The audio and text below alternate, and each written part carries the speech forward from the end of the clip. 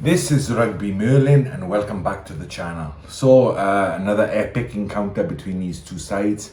Very enjoyable, lots to talk about, so let's get into it.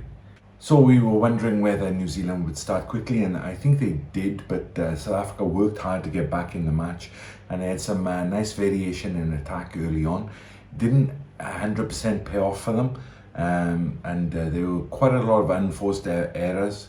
But they almost do get over pick and go from South Africa, and that's really what got them back in the game in the first half, because New Zealand were kind of dominating a little bit.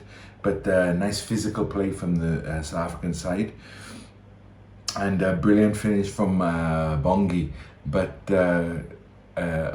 on second look, it looks like he actually lost the ball.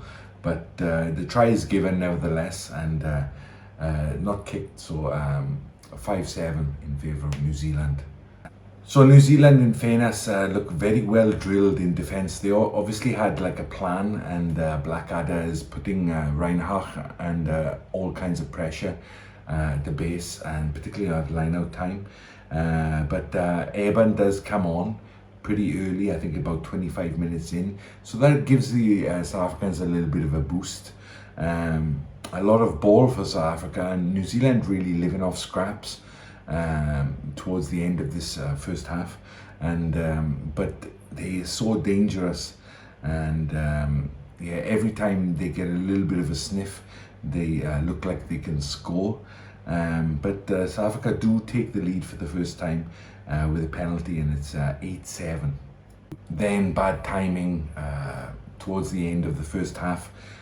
Dixon tries to go for a speculative offload, gets turned over, and classic ABs on the counter attack, which they did well. So they played to their kind of strengths in that respect, and Clark over, who's become a try-scoring machine in club rugby and international rugby, and yeah, he gets a very important try for New Zealand, and they go into the first half in the lead, I think 8-12.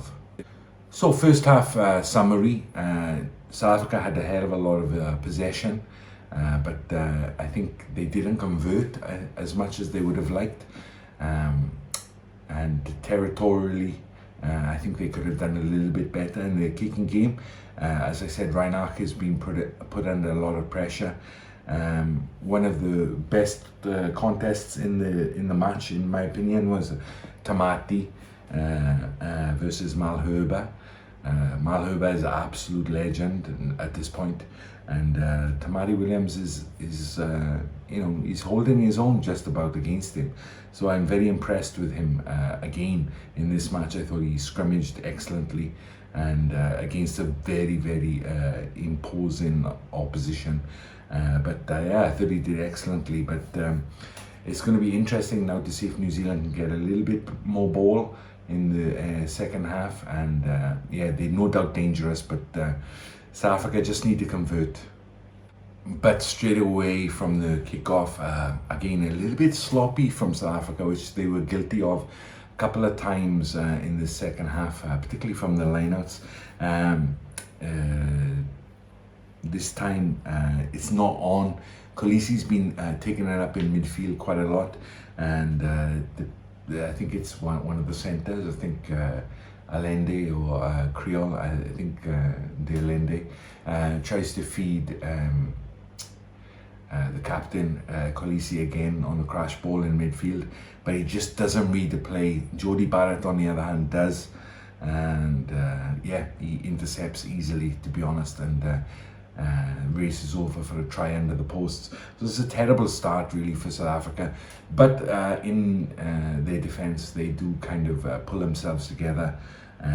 They could have dropped their heads at that point, but yeah, their leadership group don't allow them to, and yeah, they get straight back in the game.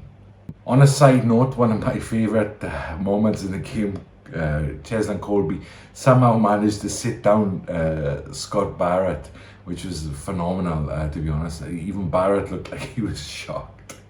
That guy, pound for pound, has got to be one of the strongest rugby players in world rugby. I think, I would say probably only second to your man from Toulouse there, Dupont. But yeah, such a powerful man, short in stature, but a very, very strong guy. The lead exchanges, penalty kick for penalty kick. Arensa takes a big knock, and yeah, he looks like he's going to be out for a couple of weeks. And Pollard comes on in the centre, and he did okay. He had a couple of carries, but yeah, the game is there for the taking now. It's a 17-22, and yeah, New Zealand, they get a warning for consistent penalties, and a lot of them are from Blackadder. Now, I praised him in the last match because he's quite scrappy in the loose, but he's living right on the line there, and does concede a couple of penalties, and can South Africa make the most of it now? So New Zealand show what a threat they are once again. Is a turnover ball, which they execute brilliantly. Simple hands, and again Clark just goes over almost unopposed in the corner. And now they're pulling away, it seems. It's 27-17. So South Africa really going to have to pull their finger now to get anything out of this game. Marks has come on, and the first few lineouts are a bit shaky. They actually lose a couple of the lineouts. Missed throw or missed call or something is going on. And yeah, that's not a good look for South Africa when they're really trying to get back in this match. Mackenzie, who's played well, a very understated performance, was actually kicked well out of hand, and you know, not too showy. He didn't try to prove too much like he deserves to be there. He just played his part. But yeah, now this last 10 minutes is thrown into turmoil really, because there's a yellow card given. Tuanga Fasi gets a yellow for repeated infringements. I think it's a bit harsh, and I don't like this repeated infringement yellow card rule, but it's there for a reason, I guess. But really does give the South Africans the boost now for this last 10 minutes to chase the game. And Kwaga gets over, as he's wont to do. He tends to score tries in big situations, and he gets over under the posts again. Oof, game on. It's 24-27 now. So yeah, it's going to be a dramatic finish. So I did call the game as a draw, so I was kind of cheering on the South Africans to take a penalty, but they do the right thing, and some nice kicking from Sasha at 10. And yeah, it results in Grant Williams, who had an up and down game, but you know, he's hungry, I think, and a nice snipe, and he gets over for a try. And now South Africa well and truly in the lead, 31-27, and there's just a few minutes on the clock. So can they hold out? And the answer is yes. Feinberg did miss a kick right in front of the posts, and I had my head in my hands kind of thing, because that would have really sealed the game. But yeah, despite that, they managed to hold on, and yeah, tops off in the crowd in Joburg, and the music's playing, and I hear the song I haven't heard for a long time. Give me hope, Joanna, give me hope, Joanna. That one, that's way back from the 90s maybe, and yeah, it was just fun. The crowd was absolutely fantastic throughout the game, and New Zealand put up a good performance, particularly in the first half. Second half, they kind of died out, and it's this issue again with the leadership group going a little bit quiet at times, and when that happens, the performance levels drop. But in fairness to the South Africans, playing in front of their home crowd, they did the business in the last 20. So yeah, a good win for South Africa. Now they're well and truly in the driving seat for the Rugby Championship. Can they see it out and take this one?